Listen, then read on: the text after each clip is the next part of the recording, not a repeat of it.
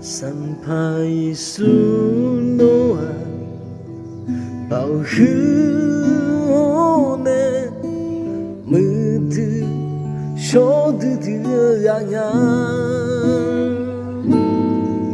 no ne beta ayede ho yenge zolu alute don jasheluga abododo ganye ni hone jashaga zamonge no anelu sampai Yesu pianga sampai Yesu ngano bumela ne jashama nima wo modo tolu no jashama alabati hone ganye nyo jashama ngatizi no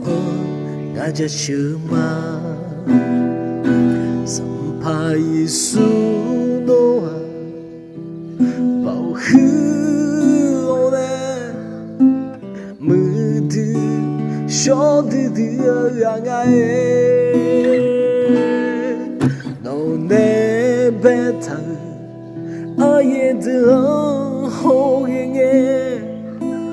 zolu alude don jasheluga abododo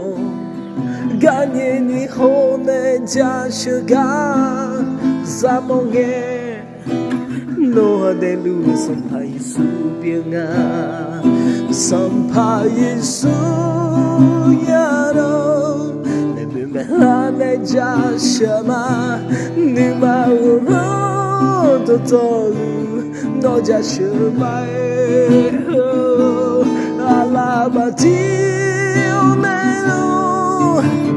ganye nyo jashama yatizi no jashama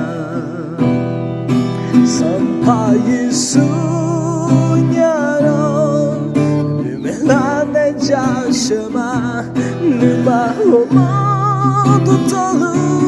no jashama alabadi oneno ganye nyo jashama autizi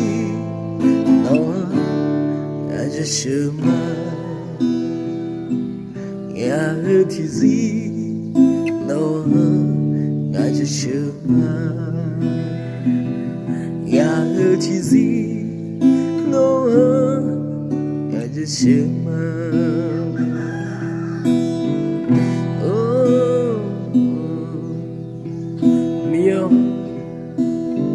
ngatizi no ngajashama nga no ngajashana asuang be jashunu no nga sampa no ngang be ulanga no nga mang si binega piu me thabadane yo jona lu nong be jasho yo jona lu nong be udu chang